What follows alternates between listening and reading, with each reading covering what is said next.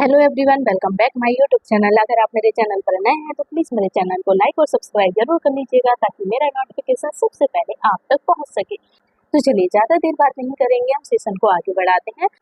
तो आज का फर्स्ट क्वेश्चन है हमारा, क्वेश्चन 41 से स्टार्ट करेंगे। तो आज का फर्स्ट क्वेश्चन है हमारा, सर्विलेंस इज इम्पोर्टेंट बिकॉज। क्या है? सर्विलेंस इज इम्पोर्टेंट बिकॉज मतलब सर्विलांस क्यों आवश्यक है? बताइए, सर्विलांस क्यों आवश्यक है? तो राइट आंसर क्या होगा, क्यों आवश्यक है बताइए। तो ऑप्शन ए है हमारा, फाइंड मिसिंग केसेस, मतलब गुमशुदा मामले खोजता है। ऑप्शन बी है हमारा, इंश्योर्स रैपिड आउटब्रेक रिस्पांस, मतलब तेज प्रतिक्रिया सुनिश्चित। ऑप्शन सी है हमारा, फॉर एक्यूरेट स्टैटिस्टिक्स, मतलब सही आंकड़ों के लिए। ऑप्शन नंबर डी है हमारा, ऑल ऑफ दीज, मतलब इन सभी कारणों से। तो बताइए, सभी कारणों से होगा या क्या होगा इसका आंसर? सर्विलांस क्यों आवश्यक है, क्यों आवश्यक है बताइए। तो राइट आंसर हो जाएगा इसका ऑप्शन नंबर डी। क्या हो जाएगा? ऑप्शन नंबर डी हो जाएगा इसका right answer. All of these, मतलब कि इन सभी कारणों से। ठीक है, इन सभी कारणों के लिए आवश्यक है। ठीक है, सर्विलेंस क्यों आवश्यक है? तो इन सभी कारणों से इसका राइट आंसर हो जाएगा। ठीक है, गुमशुदा मामले को भी खोजता है, तेज प्रतिक्रिया सुनिश्चित भी करता है, सही आंकड़े के लिए भी। तो राइट आंसर हो जाएगा इसका option number D. Okay, surveillance छुपे हुए मामले खोजता है, संक्रामक फैलाव पर जल्दी प्रतिक्रिया देता है तथा स्वास्थ्य योजनाओं के लिए सही आंकड़े प्रदान करता है। तो ठीक है, राइट आंसर ये सभी हो जाएंगे इसके। चलिए नेक्स्ट क्वेश्चन पर आते हैं। क्वेश्चन नंबर आता है 42 क्वेश्चन है हमारा, डिजीज कंट्रोल मेजर्स इंक्लूड। क्या है? डिजीज कंट्रोल मेजर्स इंक्लूड, मतलब रोग नियंत्रण उपायों में शामिल है। रोग नियंत्रण उपायों में क्या शामिल है? क्या है? रोग नियंत्रण उपायों में क्या शामिल है? तो ऑप्शन ए है ट्रीटमेंट ओनली, मतलब केवल इलाज। ऑप्शन बी है इम्यूनाइजेशन, मतलब टीकाकरण। ऑप्शन सी है आइसोलेशन। ऑप्शन डी है बोथ बी एंड सी, मतलब टीकाकरण और आइसोलेशन दोनों। तो बताइए, रोग नियंत्रण उपायों में क्या शामिल है, क्या शामिल है बताइए। राइट आंसर क्या हो जाएगा इसका? क्वेश्चन नंबर 42 का राइट आंसर बताइए। तो राइट आंसर लिख लीजिए इसका ऑप्शन नंबर डी। क्या हो जाएगा? ऑप्शन नंबर डी हो जाएगा इसका right answer. Both B and C, क्या हो जाएगा? बोथ बी एंड सी, मतलब टीकाकरण और आइसोलेशन दोनों इसका करेक्ट आंसर हो जाएगा। चलिए नेक्स्ट क्वेश्चन पर आते हैं। क्वेश्चन नंबर आता है 43 क्वेश्चन है हमारा, विच रिप्रेजेंट्स सेकेंडरी प्रिवेंशन। क्या है? विच रिप्रेजेंट सेकेंडरी प्रिवेंशन, मतलब माध्यमिक रोकथाम का उदाहरण कौन सा है? बताइए, माध्यमिक रोकथाम का उदाहरण कौन सा है? तो ऑप्शन ए है प्रिवेंटिंग एंट्री ऑफ डिजीज, मतलब रोग प्रवेश रोकना। ऑप्शन बी है हमारा अर्ली डिटेक्शन एंड ट्रीटमेंट, मतलब जल्दी पहचान और इलाज। ऑप्शन सी है रिहेबिलिटेशन, मतलब पुनर्वास। ऑप्शन डी हेल्थ एजुकेशन, मतलब स्वास्थ्य शिक्षा। तो बताइए, माध्यमिक रोकथाम का उदाहरण कौन सा है, कौन सा है? राइट आंसर क्या हो जाएगा इसका? क्वेश्चन नंबर 43 का राइट आंसर बताइए, क्या हो जाएगा? तो राइट आंसर लिख लीजिए इसका ऑप्शन नंबर बी। क्या हो जाएगा? ऑप्शन नंबर बी हो जाएगा इसका right answer. Early detection and treatment, क्या हो जाएगा? अर्ली डिटेक्शन एंड ट्रीटमेंट, मतलब जल्दी पहचान और इलाज, इसका करेक्ट आंसर हो जाएगा। ठीक है, माध्यमिक रोकथाम और रोगों को जल्दी पहचान कर उचित उपचार देना शामिल है ताकि गंभीरता कम हो। ठीक है, माध्यमिक रोकथाम में रोगों को जल्दी पहचान कर उचित उपचार देना शामिल है ताकि गंभीरता कम हो। ठीक है, तो right answer option number B हो जाएगा। चलिए नेक्स्ट क्वेश्चन पर मूव ऑन करते हैं। क्वेश्चन नंबर आता है 44 क्वेश्चन है हमारा, 44 क्वेश्चन है हमारा, case fertility rate increases when. बताइए, केस फर्टिलिटी रेट कब बढ़ती है? कब बढ़ती है केस फर्टिलिटी रेट? तो ऑप्शन ए है माइल्ड डिसीज, मतलब हल्की बीमारी में बढ़ती है क्या? ऑप्शन बी कहता है lethal disease with rate treatment, मतलब घातक रोग और देर से इलाज। ऑप्शन नंबर सी है हमारा अर्ली डिटेक्शन, मतलब शीघ्र पहचान। ऑप्शन डी हमारा प्रॉपर वैक्सीनेशन, मतलब उचित टीकाकरण। तो बताइए, केस फर्टिलिटी रेट कब बढ़ती है? कब बढ़ती है case fertility rate? Right answer क्या हो जाएगा इसका?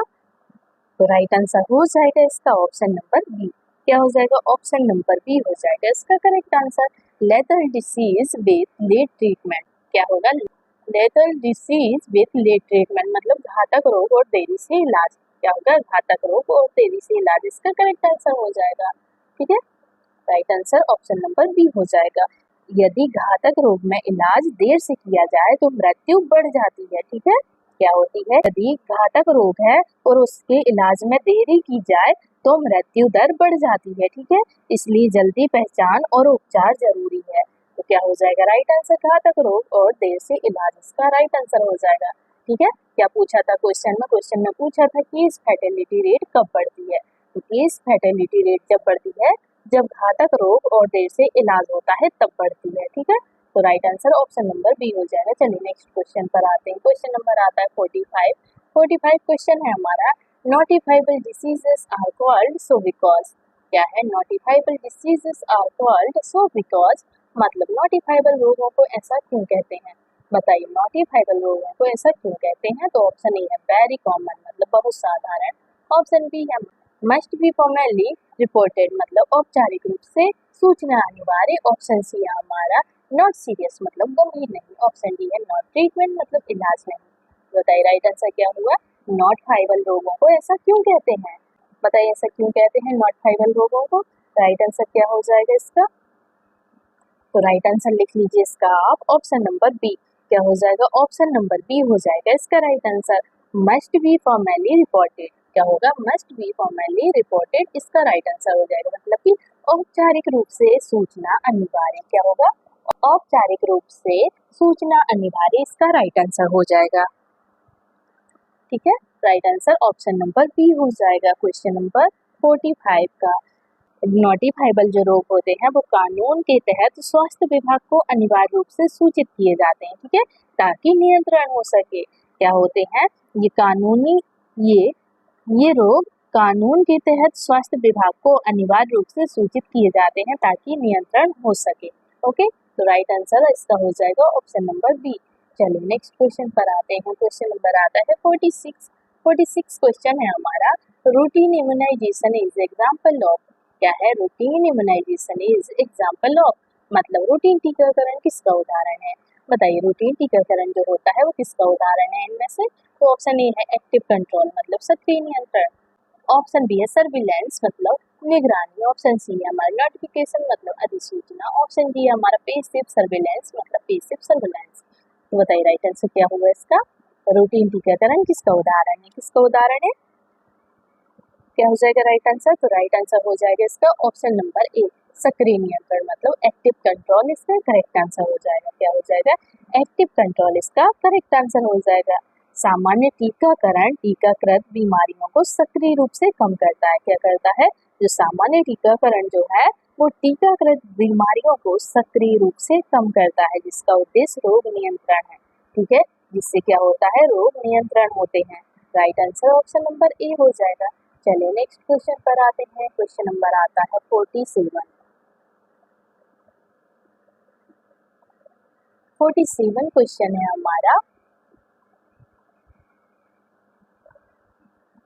47 क्वेश्चन है हमारा, क्वारंटाइन पीरियड डिपेंड्स ऑन। क्या है? क्वारंटाइन पीरियड डिपेंड्स ऑन, मतलब क्वारंटाइन अवधि किस पर निर्भर करती है? बताइए इनमें से क्वारंटाइन अवधि किस पर निर्भर करेगी? ऑप्शन ए है इंक्यूबेशन पीरियड, ऑप्शन बी है रिकवरी पीरियड, ऑप्शन सी है ट्रीटमेंट टाइप, ऑप्शन डी है लेबोरेटरी रिजल्ट। तो बताइए क्वारंटाइन अवधि किस पर निर्भर करेगी? किस पर निर्भर करेगी? राइट आंसर क्या हो जाएगा क्वेश्चन नंबर 47 का? तो राइट आंसर लिख लीजिए इसका आप, option number A, incubation period. क्या हो जाएगा? इंक्यूबेशन पीरियड पर निर्भर करती है क्वारंटाइन अवधि। ओके, क्वारंटाइन अवधि आमतौर पर रोग के इंक्यूबेशन पीरियड के आधार पर तय की जाती है। ओके, ताकि प्रतीक्षित व्यक्तियों में रोग के लक्षण आ सके, ठीक है, ताकि प्रतीक्षित व्यक्तियों में रोग के लक्षण आ सके। क्वारंटाइन अवधि आमतौर पर रोग के इंक्यूबेशन पीरियड के आधार पर तय की जाती है ताकि प्रतीक्षित व्यक्तियों में रोग के लक्षण आ सके। ओके, तो right answer option number A हो जाएगा। चलिए नेक्स्ट क्वेश्चन पर आते हैं। क्वेश्चन नंबर आता है 48। 48 क्वेश्चन है हमारा, health education about personal hygiene helps prevent.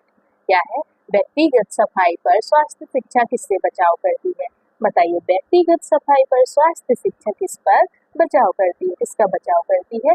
तो ऑप्शन ए है कैंसर, ऑप्शन बी है हमारा कम्युनिकेबल डिसीज, मतलब संक्रामक रोग, ऑप्शन सी है एक्सीडेंट्स, मतलब दुर्घटना, ऑप्शन डी है डायबिटीज, मतलब मधुमेह। तो बताइए राइट आंसर क्या होगा इसका? क्वेश्चन नंबर 48 का राइट आंसर बताइए। तो राइट आंसर लिख लीजिए आप, ऑप्शन नंबर बी, किसका बचाव करती है? संक्रामक रोग का बचाव करती है। स्वास्थ्य शिक्षा संक्रामक रोग से बचाव करती है, ठीक है। Right answer option number B हो जाएगा, कम्युनिकेबल डिसीजेस। क्या होगा? कम्युनिकेबल डिसीजेस इसका करेक्ट आंसर हो जाएगा। व्यक्तिगत स्वच्छता के बारे में जागरूकता संक्रामक रोगों की रोकथाम में बेहद आवश्यक है। व्यक्तिगत स्वच्छता के बारे में जागरूकता संक्रामक रोगों की रोकथाम में बहुत आवश्यक होती है, ठीक है। राइट आंसर ऑप्शन नंबर ई हो जाएगा। चलिए नेक्स्ट क्वेश्चन पर आते हैं। क्वेश्चन नंबर आता है 49 क्वेश्चन है हमारा, नोटिफिकेशन इज रिक्वायर्ड फॉर। क्या है? नोटिफिकेशन इज रिक्वायर्ड फॉर मतलब नोटिफिकेशन किसके लिए जरूरी है? क्या है? नोटिफिकेशन किसके लिए जरूरी है? तो ऑप्शन ए है एवरी माइनर इलनेस मतलब हर छोटी बीमारी। ऑप्शन बी है only for selected infectious diseases मतलब केवल चुनिंदा संक्रामक रोग। ऑप्शन सी है only chronic diseases, only chronic disease मतलब केवल दीर्घकालिक रोग। ऑप्शन डी है ओनली जेनेटिक डिसीजेस मतलब केवल अनुवांशिक। तो बताइए नोटिफिकेशन किसके लिए जरूरी है? किसके लिए जरूरी है? राइट आंसर बताइए, क्या हो जाएगा इसका राइट आंसर? तो राइट आंसर लिख लीजिए इसका आप, ऑप्शन नंबर बी।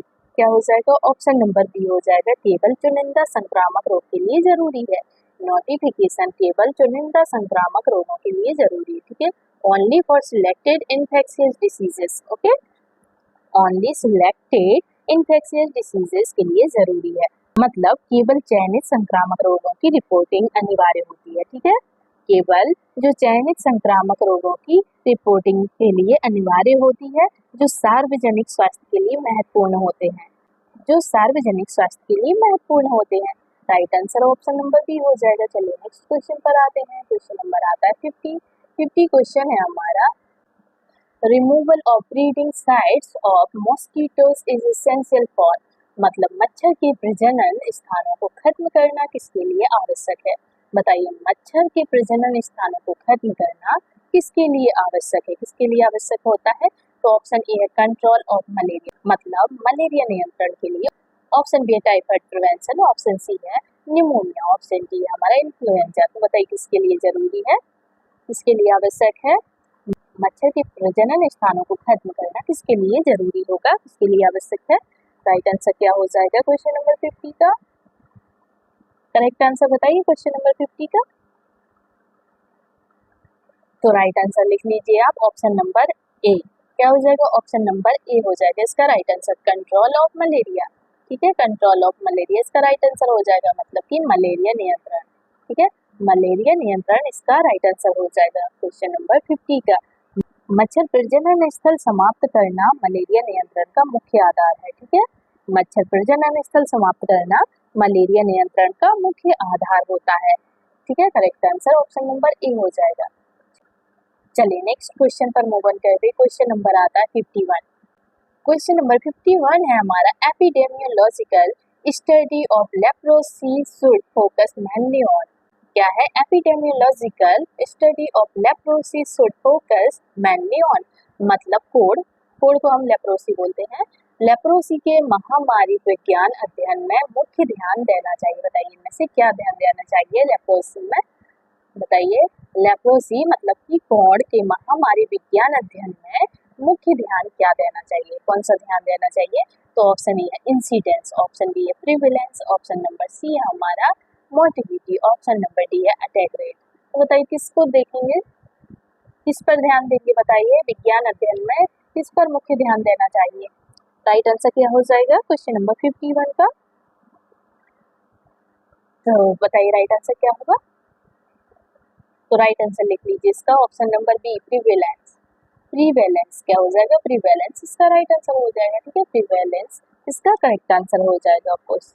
मतलब कोढ़ दीर्घकालिक होता है। क्या होता है? जो कोढ़ या फिर लेप्रोसी, जिसे हम लेप्रोसी बोलते हैं कोढ़ को, लेप्रोसी जो है वो दीर्घकालिक होता है, ठीक है। इसलिए इसके महामारी विज्ञान अध्ययन में नए मामलों के बजाय प्रचलन मतलब कि मौजूदा मामले पर ध्यान दिया जाता है, ठीक है। राइट आंसर इसका ऑप्शन नंबर बी हो जाएगा। चलिए नेक्स्ट क्वेश्चन पर मूव ऑन करते हैं। क्वेश्चन नंबर आता है 52 क्वेश्चन है हमारा, period between entry of injection and appearance of symptoms is मतलब संक्रमण के प्रवेश और लक्षण दिखाई देने के बीच की अवधि को क्या कहते हैं? क्या कहते हैं बताइए? तो ऑप्शन ए है डिसीज ड्यूरेशन मतलब रोग अवधि, ऑप्शन बी है इंक्यूबेशन पीरियड, ऑप्शन बी है इंक्यूबेशन पीरियड, ऑप्शन सी है रिकवरी पीरियड, ऑप्शन डी है क्वारंटाइन। तो बताइए संक्रमण के प्रवेश और लक्षण दिखाई देने के बीच की अवधि को क्या कहते हैं। बताइए जब संक्रमण हो जाता है, संक्रमण प्रवेश कर जाता है और जो लक्षण दिखाई देते हैं उसकी जो बीच की अवधि होती है वो क्या कहलाती है, वो अवधि को हम क्या कहते हैं। बताइए उस बीच की अवधि को क्या कहेंगे। तो राइट आंसर बताइए क्वेश्चन नंबर 52 का। जिसको भी आंसर पता है प्लीज कमेंट बॉक्स में कमेंट करते जाइए राइट आंसर क्या हुआ। तो राइट आंसर लगा लीजिए इसका ऑप्शन नंबर बी। क्या हो जाएगा, ऑप्शन नंबर बी हो जाएगा इसका करेक्ट आंसर। इंक्यूबेशन पीरियड क्या हो जाएगा, उस बीच की अवधि को हम इंक्यूबेशन पीरियड बोलते हैं। संक्रमण के प्रवेश और लक्षण दिखाई देने के बीच जो होती है अवधि उसको हम इंक्यूबेशन पीरियड बोलते हैं। ठीक है, इंक्यूबेशन पीरियड वह समय होता है जब संक्रमण के संपर्क में आने से लेकर लक्षणों के प्रकट होने तक की अवधि होती है, उसे हम इंक्यूबेशन पीरियड बोलते हैं। ठीक है, चलिए नेक्स्ट क्वेश्चन पर आते हैं। क्वेश्चन नंबर आता है 53। 53 क्वेश्चन है हमारा, which is an example of secondary prevention. क्या है, which is an example of secondary prevention मतलब माध्यमिक रोकथाम का उदाहरण क्या है। बताइए माध्यमिक रोकथाम का उदाहरण क्या है। तो ऑप्शन ए है इम्यूनाइजेशन मतलब टीकाकरण, ऑप्शन बी है स्क्रीनिंग टेस्ट मतलब स्क्रीनिंग परीक्षण, ऑप्शन सी है हमारा काउंसलिंग मतलब परामर्श, ऑप्शन डी हेल्थ एजुकेशन मतलब स्वास्थ्य शिक्षा। तो बताइए माध्यमिक रोकथाम का उदाहरण क्या है, क्या उदाहरण है। राइट आंसर क्या हुआ क्वेश्चन नंबर 53 का। तो राइट आंसर लिख लीजिए आप इसका ऑप्शन नंबर बी। क्या हो जाएगा, ऑप्शन नंबर बी हो जाएगा इसका करेक्ट आंसर। स्क्रीनिंग टेस्ट क्या हो जाएगा, स्क्रीनिंग टेस्ट मतलब स्क्रीनिंग परीक्षण इसका राइट आंसर हो जाएगा। माध्यमिक रोकथाम का उदाहरण है स्क्रीनिंग परीक्षण। ठीक है, स्क्रीनिंग टेस्ट, स्क्रीनिंग परीक्षण जो होता है वो रोग की शुरुआत में ही पहचानने में मदद करते हैं। ठीक है, स्क्रीनिंग परीक्षण रोग की शुरुआत में ही पहचानने में मदद करता है। ओके, जिसे हम माध्यमिक रोकथाम बोलते हैं। ठीक है, कौन सी, सेकेंडरी रोकथाम, सेकेंडरी प्रिवेंशन बोलते हैं मतलब कि माध्यमिक रोकथाम बोलते हैं उसे हम। चलिए नेक्स्ट क्वेश्चन पर मूव ऑन करते हैं। क्वेश्चन नंबर आता है 54। 54 क्वेश्चन है हमारा, communicable diseases are mainly spread by. क्या है, communicable diseases are mainly spread by. क्या है, communicable diseases are mainly spread by मतलब संक्रामक रोग मुख्य रूप से किससे फैलते हैं। अब बताइए संक्रामक जो रोग होते हैं वो मुख्य रूप से किससे फैलते हैं। बताइए संक्रामक रोग किससे फैलते हैं ज्यादातर। ऑप्शन ए हमारा हेरिडिटी मतलब वंशानुगत, ऑप्शन बी हमारा इन्फेक्शियस एजेंट्स मतलब संक्रामक कारक, ऑप्शन सी है पॉल्यूशन मतलब प्रदूषण, ऑप्शन डी है एलर्जीज मतलब एलर्जी। तो बताइए संक्रामक रोग मुख्य रूप से किससे फैलते हैं। राइट आंसर क्या हो जाएगा इसका।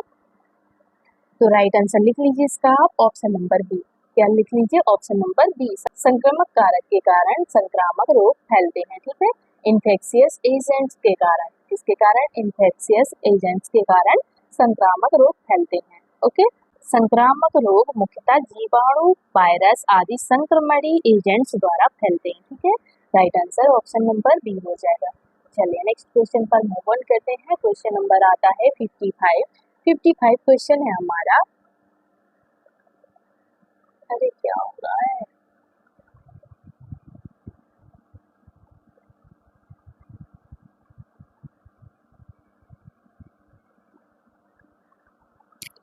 55 क्वेश्चन है हमारा, which method best prevents airborne diseases मतलब वायु वाहित रोगों के बचाव का सबसे अच्छा तरीका कौन सा है।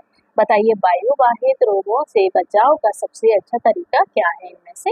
तो ऑप्शन ए है वियरिंग मास्क मतलब मास्क पहनना, ऑप्शन बी है ईटिंग हेल्दी मतलब स्वस्थ भोजन, ऑप्शन सी है विटामिन सप्लीमेंट्स मतलब विटामिन, ऑप्शन डी है हमारा सन बाथिंग मतलब धूप सेकना। बताइए राइट आंसर क्या हुआ। वायुवाहित रोगों के बचाव का सबसे अच्छा तरीका कौन सा है, इनमें से कौन सा होगा। राइट आंसर क्या हो जाएगा। जिसको भी आंसर पता है प्लीज कमेंट बॉक्स में कमेंट करते जाइए क्या हुआ इसका राइट आंसर।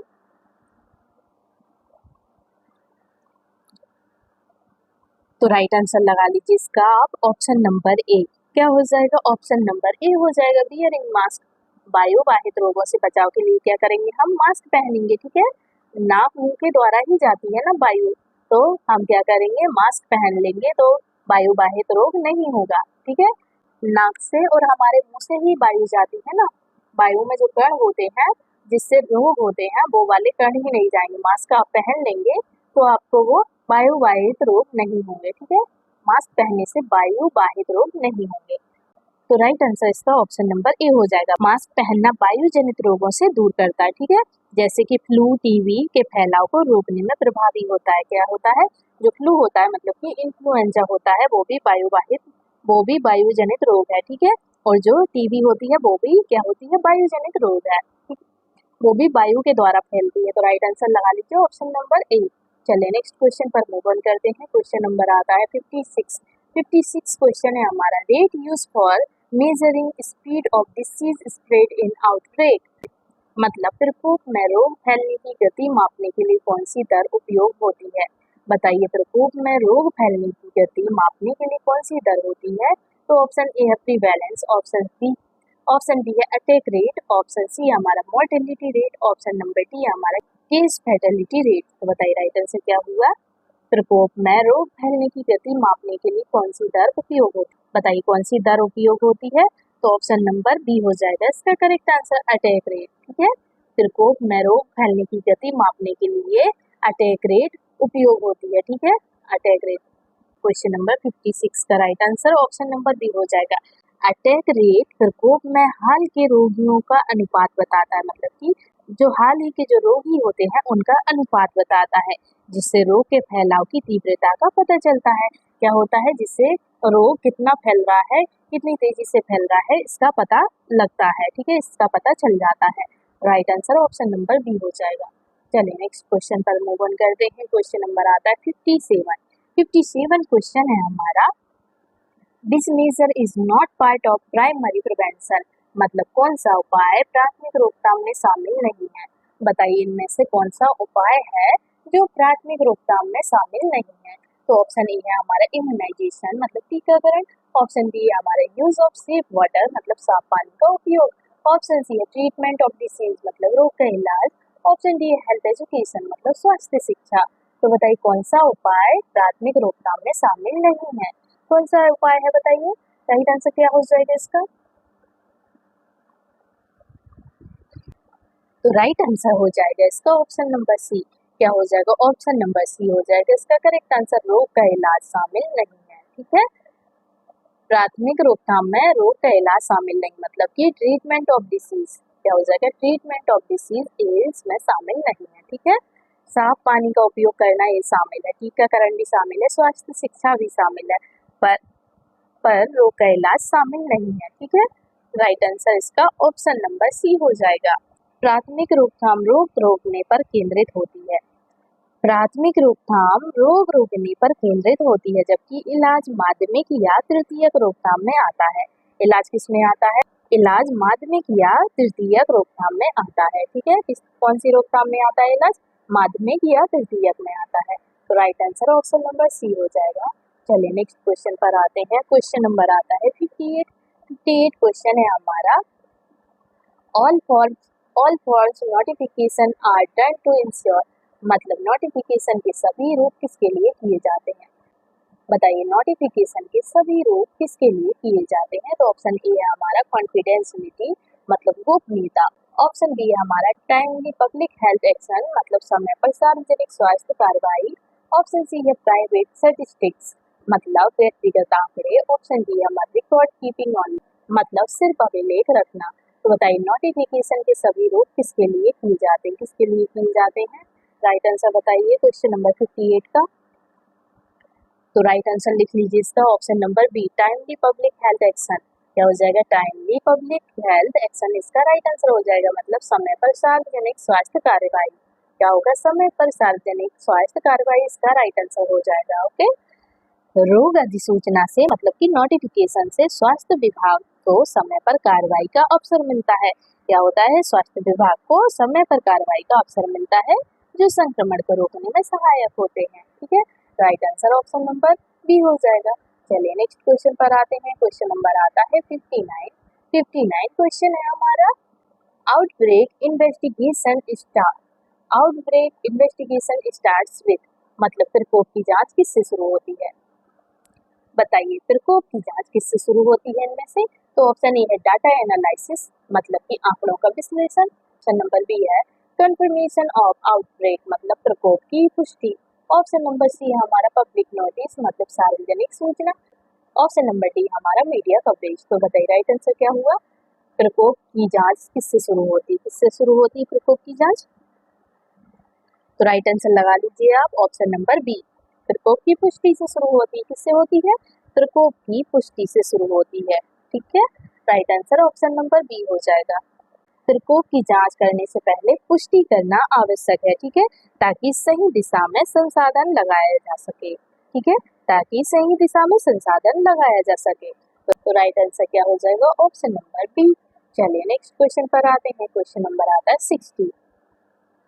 क्वेश्चन नंबर 60 है हमारा example of passive surveillance is. क्या है example of passive surveillance is? मतलब पैसिव निगरानी का उदाहरण क्या है? बताइए पैसिव निगरानी का उदाहरण क्या है?